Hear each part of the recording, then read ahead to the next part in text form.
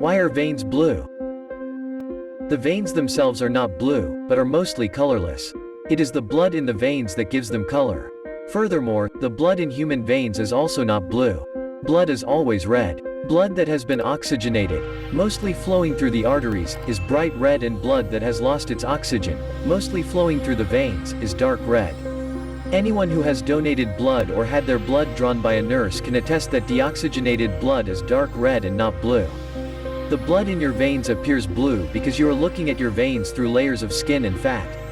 Skin scatters a lot of the red portion of white light before it can reflect off the blood, leaving the blue light to reflect off the blood and back to our eyes.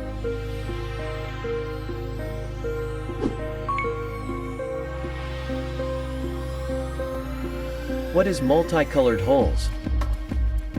Black holes aren't black. They're very dark, sure, but they aren't black. They glow, slightly, giving off light across the whole spectrum, including visible light. This radiation is called Hawking radiation, after the former Lucasian professor of mathematics at Cambridge University Stephen Hawking, who first proposed its existence. Because black holes are constantly giving off this radiation, and therefore losing mass, they will eventually evaporate if they don't have another source of mass to sustain them.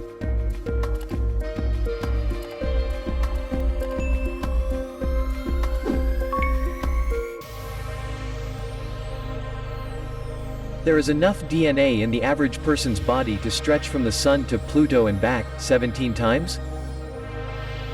The human genome, the genetic code in each human cell, contains 23 DNA molecules, called chromosomes, each containing from 500,000 to 2.5 million nucleotide pairs.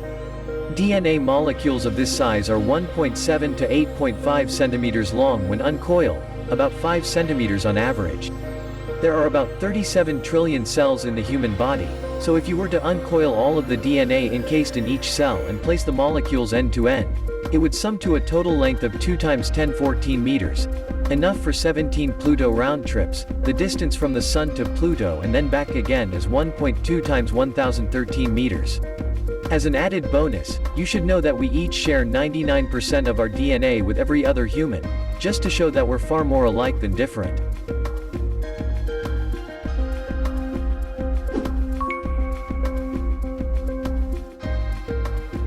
What keeps the Sun spinning? Nothing keeps the Sun spinning. The Sun spins under its own inertia and does not need any help to keep it going. Isaac Newton observed that objects in motion tend to stay in motion. This is called the law of inertia. It means that if an object is already moving and nothing acts on it to stop it, the object will just keep moving under its own inertia. For instance, a hockey puck sliding across the parking lot will only stop if it hits a wall or if there is enough friction acting on it to slow it down to a stop. Without an external force like friction, the puck will slide forever under its own inertia. The law of inertia is just a conceptual statement. The more general and more mathematical version of the law of inertia is called the law of conservation of momentum. It states that the total momentum of an object stays constant if nothing acts on the object.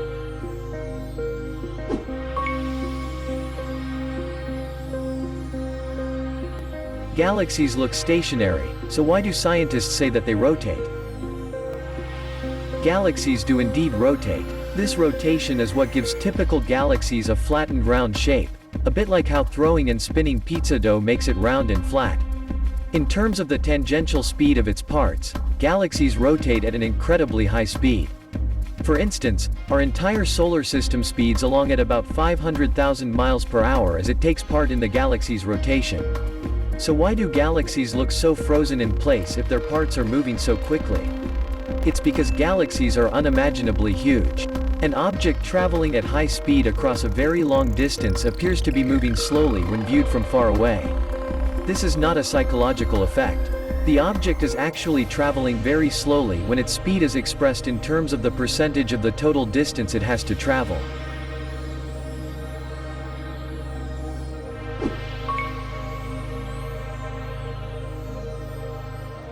Why does a magnetic compass point to the geographic North Pole? A magnetic compass does not point to the geographic North Pole. A magnetic compass points to the Earth's magnetic poles, which are not the same as Earth's geographic poles. Furthermore, the magnetic pole near Earth's geographic North Pole is actually the South Magnetic Pole. When it comes to magnets, opposites attract. This fact means that the north end of a magnet in a compass is attracted to the South Magnetic Pole, which lies close to the geographic North Pole. Magnetic field lines outside of a permanent magnet always run from the North Magnetic Pole to the South Magnetic Pole. Therefore, the magnetic field lines of the Earth run from the southern geographic hemisphere towards the northern geographic hemisphere.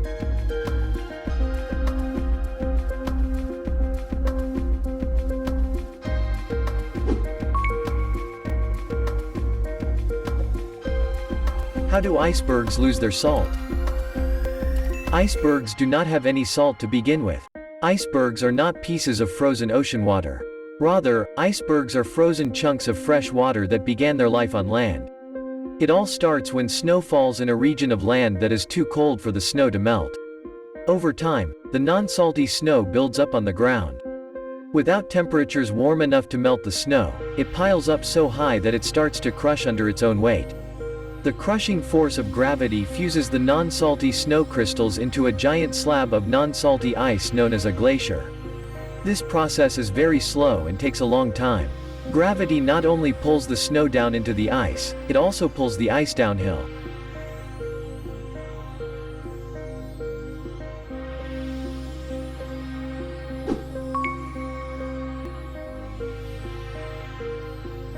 Why does evolution always lead to more advanced species? Evolution does not always lead to more advanced species. Evolution is simply a description of the way change occurs in biological creatures over many generations in order to better exploit a certain environment.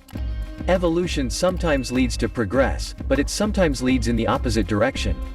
For instance, the Texas blind salamander has lost his eyes after many generations of evolution due to the uselessness of eyes in the dark caves where he dwells. As reported by biologist David M. Hillis, these salamanders have successfully adapted to their environment by losing their eyes. But going blind does not seem to be much in the way of progress from a global perspective.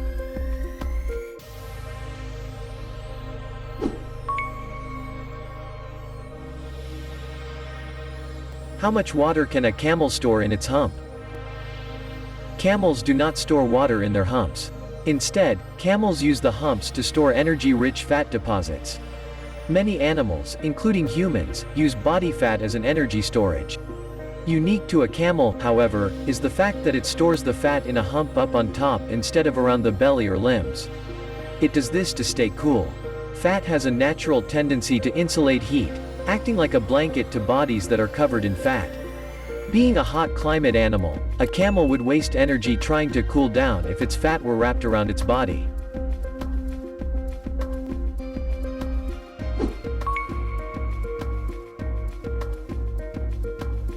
Do blind people dream in visual images? Yes, blind people do indeed dream in visual images.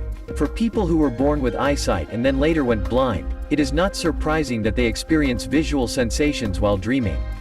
Dreams are drawn from memories that are stored in the brain as well as from brain circuitry that is developed while experiencing the outside world.